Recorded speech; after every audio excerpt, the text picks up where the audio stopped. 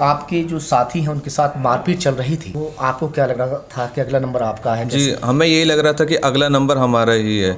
किसी ने भी रशियन मिलिट्री ने जैसे देख लिया कि ये वीडियो बना रहा हो, ये वायरल होगी, तो उसके पहले सबसे पहले फ़ोन तोड़े जा रहे थे। और हमने बहुत बुरा मंजर भी देखा था कि फाइटर जेट अपने ऊपर से जा रहे हैं। अब अल्लाह का शुक्र है हमारा बेटा हमारे पास आ गया। जिस वक्त फंसे हुए थे उस दौरान कैसा मंजर बीत रहा होगा? जिस वक्त हुआ तो बहुत परेशानी है कि हमारा लड़का कैसा होगा, किस परेशानी में है। टाइम बेटा आ चुका है तो बहुत अच्छा फील कर रहे हैं। और जब तक नहीं आए थे तो ये मान लीजिए कि खाना भी अच्छा नहीं लगता था। कि जितने भी बच्चे वहाँ फंसे हुए हैं वो सब महफूज सही सलामत अपने घर आएँ, अपने माँ बाप के आंचल में आएँ।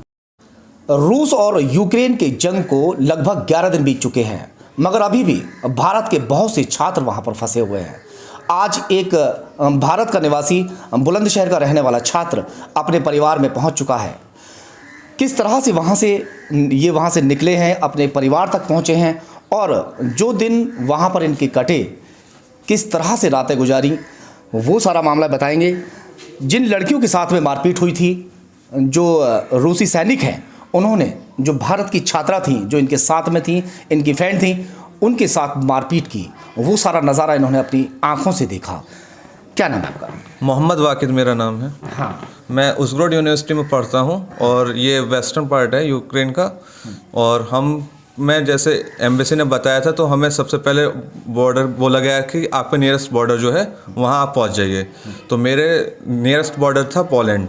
हम पोलैंड चले गए तो पोलैंड में हमारे साथ वहाँ हुआ था वो जो आप बता रहे हैं कि मारपीट वगैरह हुई, वायरल हो रहा था बराबर। हम लोग भी देख रहे थे सोशल मीडिया पर बहुत सारे ऐसे वीडियो वायरल, वहाँ से जो छात्र छात्राएं फंसे हुए हैं उनके साथ जो वहाँ पे जिस तरह की मारपीट हो रही थी, बदतमीज़ी हो रही थी, वो वहाँ से वायरल कर रहे थे। और यहाँ सभी लोग, आप लोग तो वहाँ फंसे हुए थे, मगर हम भी उन वीडियो को देख कर जितने भी परिवार देख रहे हैं वो सब थर थर काँप रहे हैं, क्योंकि कहीं ना कहीं एक भारत का कोई निवासी है और वहाँ फंसा हुआ है तो दिल का लगाव तो है ही। आप तो यहाँ, आपका जो परिवार के साथ बीत रहा था वो आपका परिवार जानता है, वो आप जानते हैं। किस तरह से वहाँ से निकलना हुआ? और पहले सबसे मैं जानना चाहूँगा कि जिस वक्त वहाँ मारपीट हो रही थी, आप लोग वहाँ पे मौजूद थे, किस तरह फिर उन्होंने छोड़ा, कैसे बच पाए वहाँ? पोलैंड बॉर्डर पर जब मारपीट हो रही थी हमारे दोस्तों के साथ, तो वो बोले कि जब हमारे पास कोई ऑप्शन नहीं बचा, जब वो एंट्री नहीं दे रहे थे पोलैंड में, तो हम वापस उज़ग्रोड आए। तो फिर उज़ग्रोड में हमारे कॉन्ट्रैक्टर था डॉक्टर अमरिक धिल्लोन, उन्होंने बस अरेंज कराई थी। वो बस हमें फिर वापस हंगरी बॉर्डर पर लेकर गई थी। वापस हंगरी बॉर्डर? वापस हंगरी बॉर्डर। अच्छा, तो जिस तरह वहाँ का जो टेम्परेचर है वो काफ़ी मतलब नीचे आ गया था, माइनस हो गया था।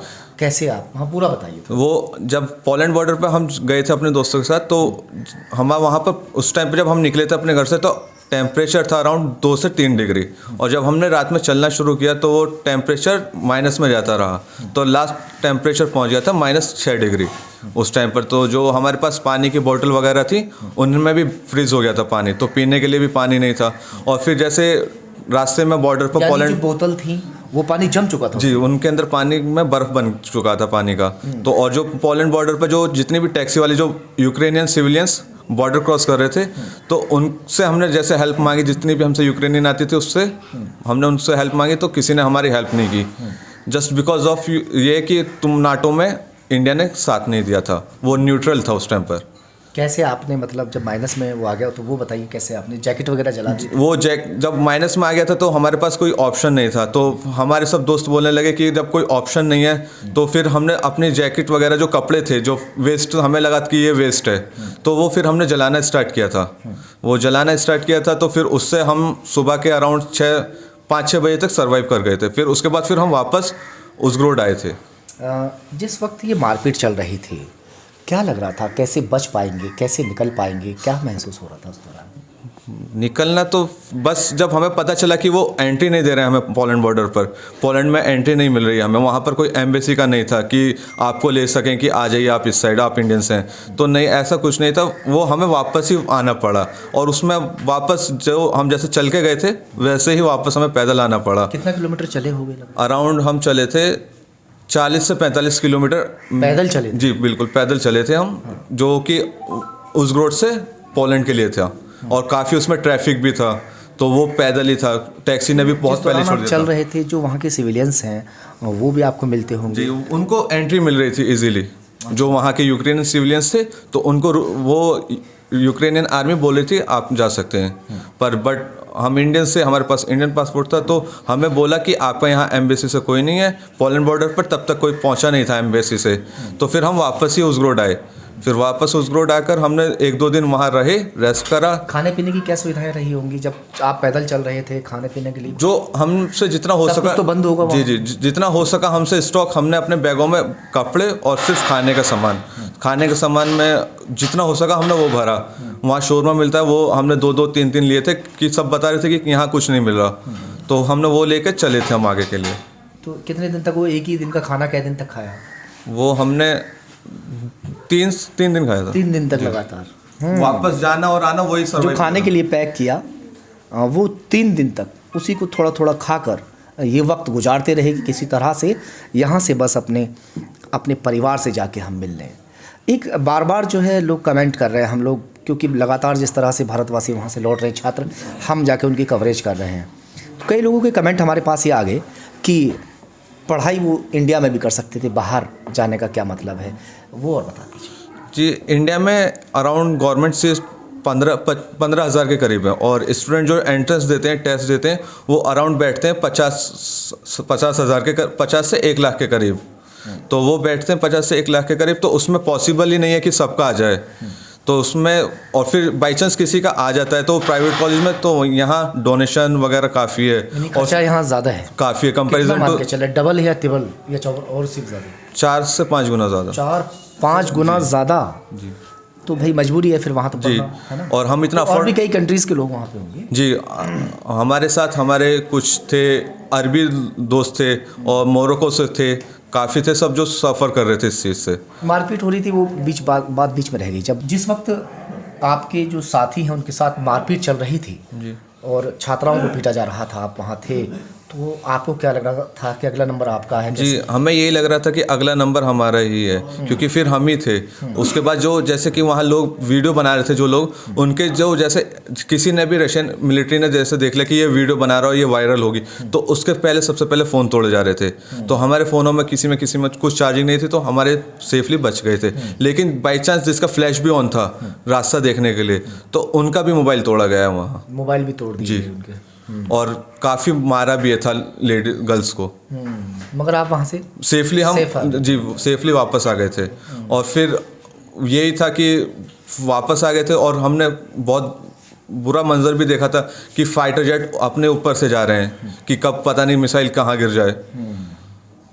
दहशत पूरी बनी हुई। दहशत बनी हुई थी, और हम अपने घर पे सच्चाई बता भी नहीं पा रहे थे कि फालतू में ये टेंशन में आएंगे कि ऐसे ऐसे हमारे बच्चे सफ़र कर रहे हैं, हमने पढ़ने के लिए भेजा था, और वहाँ वो ये सब सफ़र कर रहे हैं। बिल्कुल, बात बिल्कुल सही है कि पहले से जो परिवार है वो इतना परेशान हो रहा था, और अगर वो सारी सच्चाई आप बताते तो क्या बीतती? और ज़्यादा परेशान होता वो, पर इसलिए हमने कोई सच्चाई इतनी बताई नहीं, सिर्फ यही बताते थे कि हम सेफ़ हैं और हम अच्छा खा पी रहे हैं, अभी हम अपने ही घर में हैं। एक चीज़ और, एक बात और मैं आपसे पूछना चाहूँगा कि भारत सरकार का योगदान कैसा रहा?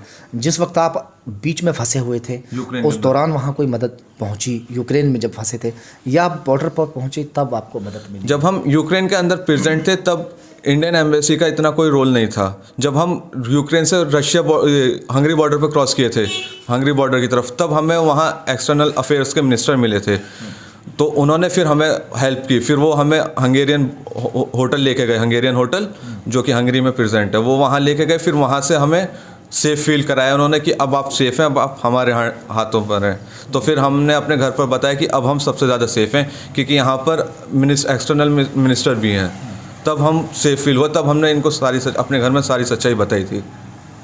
माँ जी, आपका बेटा आपके पास है आज, आपको बताइए थोड़ा सा कैसा लग रहा है आपको? अब अल्लाह का शुक्र है, हमारा बेटा हमारे पास आ गया। जिस वक्त फंसे हुए थे उस दौरान कैसा मंजर बीत रहा होगा घर में? जिस वक्त हुआ तो बहुत परेशानी ही घर वालों को, क्या हमारा लड़का कैसा होगा, किस परेशानी में है, कैसा है, भूखा है, फोन प्यासा पे बात है, हो जाती कैसा थी इनसे है। कभी? जैसे वीडियो कॉलिंग वगैरह करते थे तो ये आपसे नज़र मिला पाते थे फ़ोन पे?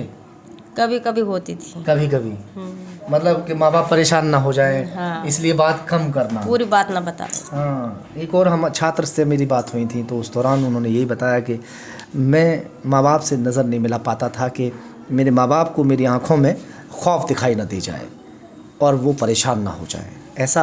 ऐसा हुआ था ना? जी सर, वीडियो कॉल पे तो मैंने बात ही नहीं करी थी अच्छा, उसमें। इसीलिए बात नहीं की। वीडियो कॉल पे मैंने कभी बात नहीं करी कि फालतू में फिर बोलेंगे आसपास का वो नज़ारा दिखाइए, तो वो दिखाना पड़ेगा, तो फिर उससे ज़्यादा टेंशन बढ़ेगी। तो मैंने सिर्फ वॉइस कॉल पे बात की थी घर पर, जब भी मैंने की वॉइस कॉल की थी घर पर। चलिए सर, आप इनके पापा हैं ना? जी। हाँ, क्या नाम है आपका? परवेज़ आलम नाम है मेरा। अब बेटा घर आ चुके हैं आपके, क्या कहें? जी, इस टाइम बेटा आ चुका है तो बहुत अच्छा फील कर रहे हैं। और जब तक नहीं आए थे तो ये मान लीजिए कि खाना भी अच्छा नहीं लगता था। हाँ। और ऊपर वाले से हर वक्त ये दुआ रहती थी कि जितने भी बच्चे वहाँ फंसे हुए हैं वो सब महफूज सही सलामत अपने घर आएँ, अपने माँ बाप के आंचल में आएँ। बिल्कुल, ये सभी जो माँ बाप हैं वो दुआएं कर रहे हैं कि जो भारत के छात्र या दूसरी कंट्रीज़ के जो छात्र वहाँ पर फंसे हुए हैं और जो लोग मुसीबत में हैं वो उस मुसीबत से बाहर निकल जाएं। लगातार जो है देखने वाले भी यहाँ पर लोग जो है, लोगों का तांता लगा हुआ है। कल ये यहाँ पर पहुँचे हैं और कल से लगातार यहाँ पर लोग इसी तरह से इन्हें देखने के लिए यहाँ पर पहुँच रहे हैं। चलिए खैर, हमारी भी दुआ यही है कि जो भी छात्र वहाँ पर फंसे हुए हैं वो सभी वापस लौट आएँ।